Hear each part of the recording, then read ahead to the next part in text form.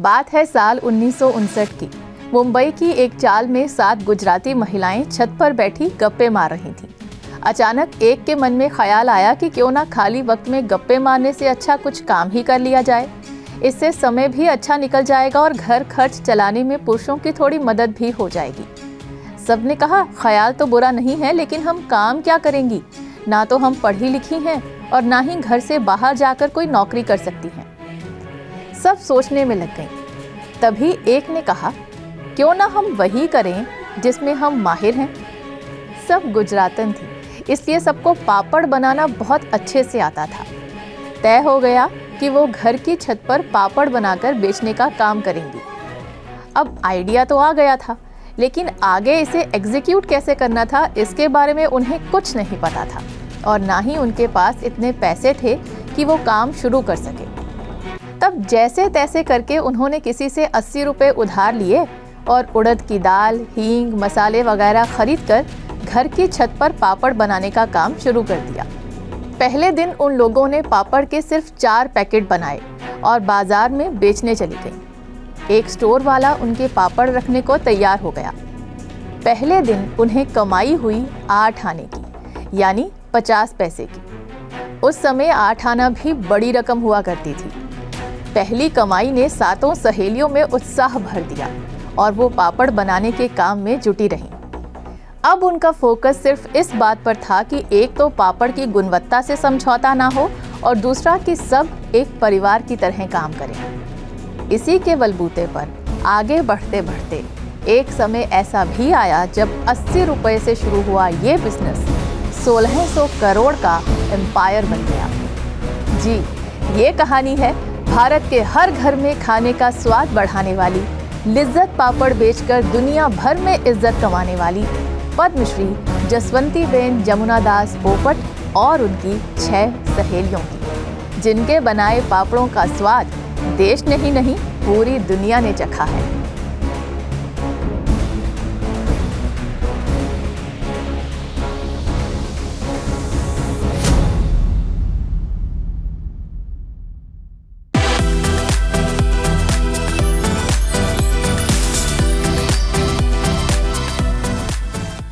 नमस्कार, मैं हूं निधि चुग।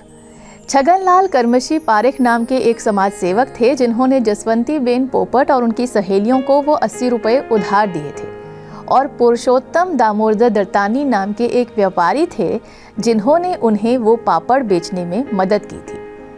दरअसल पुरुषोत्तम दामोदर जी ने देखा कि ये 7 सहेलियां अपने दम पर कुछ करना चाह रही हैं, तो वो उनकी इस पहल से बहुत प्रभावित हुए। वो चाहते थे कि इन सब का आत्मविश्वास बना रहे, इसलिए उन्होंने खुद गिरिगांव चौपाटी के एक स्टोर में जाकर पूरा दिन वहां बिताया और कुछ ही घंटे में सारे पापड़ बेच डाले। पहले दिन 8 आने की कमाई हुई तो दूसरे दिन 1 रुपया मिला। उनके साथ साथ इलाके की बाकी महिलाओं को भी लगने लगा कि ये तो फायदे का सौदा है, इसलिए वो भी जसवंतीबेन के साथ जुड़ने लगी। जल्द ही छगनलाल जी की उधारी भी चुकता हो गई और 3 महीने के अंदर ही 7 सहेलियों के इस समूह में 200 से ज़्यादा महिलाएं जुड़ गईं। जल्द ही उन्हें वडाला में भी एक ब्रांच खोलनी पड़ गई। नतीजा ये हुआ कि पहले साल की कमाई हुई 6196 रुपये, जो उस दौर के हिसाब से बहुत ही बड़ी रकम थी। अंदाज़ा लगा लीजिए कि कितनी बड़ी रकम होगी कि उस वक्त एक आम सरकारी कर्मचारी की तनख्वाह 50 से 70 रुपये महीना हुआ करती थी।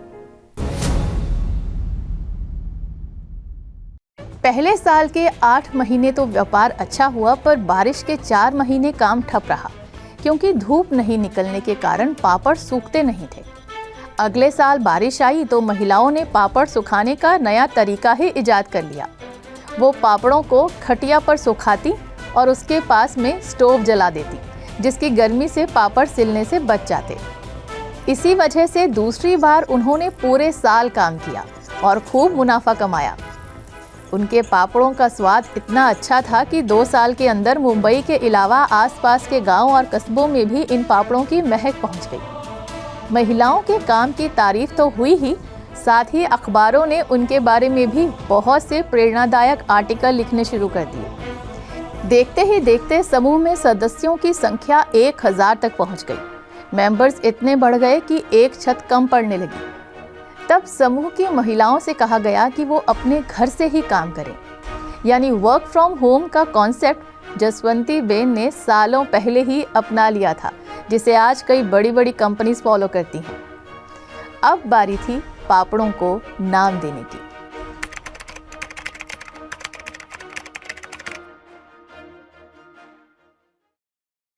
जसवंती बेन और उनकी 6 सहेलियों का पापड़ का ये बिजनेस उम्मीद से ज्यादा सुपर फास्ट स्पीड से बढ़ रहा था। मुनाफा देख और महिलाओं ने जुड़ने की इच्छा जताई तो संस्थापकों ने एक कोऑपरेटिव सोसाइटी रजिस्टर कराने का फैसला किया। इसके लिए चाहिए था एक नाम। जसवंती बेन ने अपनी सभी सहेलियों को बुलाया और छत पर एक मीटिंग रखी। सभी से कहा गया कि वो पापड़ के लिए नाम सुझाएं। जिसका सुझाया नाम चुना गया उसे इनाम में 5 रुपए मिलेंगे। सभी ने अपनी पसंद के नाम एक पर्ची में लिखकर दे दिए। बहुत विचार विमर्श के बाद जो नाम चुना गया वो था लिज्जत, जिसे धीरज बेन रूपारेल ने सुझाया था। लिज्जत का गुजराती में मतलब होता है स्वादिष्ट। ये नाम सुनकर जसवंती बेन एकदम से बोली, ये नाम बहुत ही दिलचस्प है, लिज्जत से इज्जत बढ़ेगी। 1962 में समूह का नाम श्री महिला गृह उद्योग लिज्जत पापड़ रखकर रजिस्टर करवा लिया गया। तभी से लिज्जत नाम पापड़ का प्राय ही बन गया।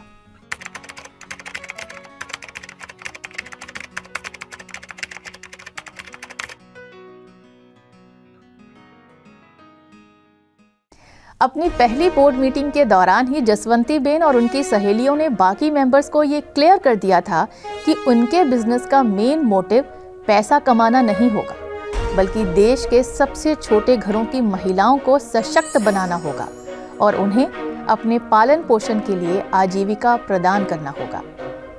इसी मकसद से उन्होंने एक बड़ा फैसला लिया कि लिज्जत पापड़ से जुड़ी महिलाओं को एम्प्लॉयज नहीं, पार्टनर समझा जाएगा, यानी वो एम्प्लॉय नहीं, ओनर होंगी, फिर चाहे उनका कितना भी छोटा ही हिस्सा क्यों ना हो। इसलिए आज तक लिज्जत में काम करने वाली हर महिला को कर्मचारी नहीं, बहन कहकर बुलाया जाता है।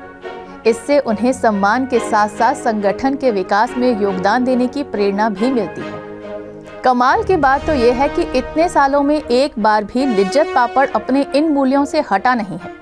यहाँ तक कि आज भी जब भी कोई नई मशीनरी खरीदी जाती है तो पहले ये सुनिश्चित किया जाता है कि एक भी महिला को कंपनी छोड़ने के लिए ना कहा जाए। यही कारण है कि 63 सालों में आज तक कभी किसी महिला को कंपनी से निकाला नहीं गया है। वो हमेशा अपने नारे पर ही चले और वो है सर्वोदया, यानी सबका विकास।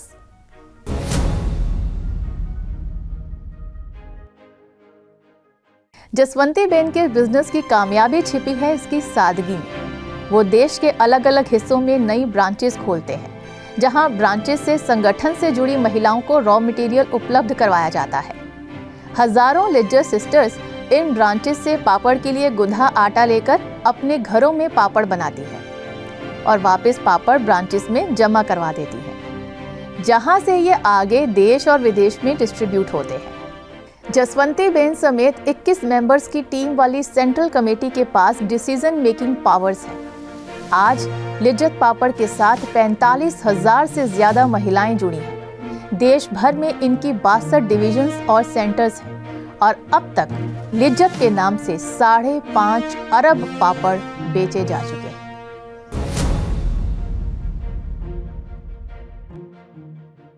जसवंती बेन और उनकी 6 सहेलियों जया बेन, पार्वती बेन, उजम बेन, बनू बेन, छूटड़ बेन और लगू बेन की इस कहानी से हम ये सीख सकते हैं कि अगर मन में कुछ करने की इच्छा हो और अपने साथ साथ समाज के विकास का विचार हो तो बिना कोई एजुकेशन क्वालिफिकेशन, बिजनेस बैकग्राउंड और फैंसी इन्वेस्टर के भी आप एक एम्पायर खड़ा कर सकते हैं। अपने साथ साथ पूरे देश की महिलाओं की पीढ़ियों को सशक्त बनाने में बहुत ही महत्वपूर्ण योगदान डालने वाली जसवंती बेन, जमुना दास पोपट और उनकी 6 सहेलियों की इस दास्तान के साथ ही आज का ये शो हमें यहीं ख़त्म करने की इजाज़त दीजिए। फिर मिलने तक के लिए नमस्कार। Keep dreaming.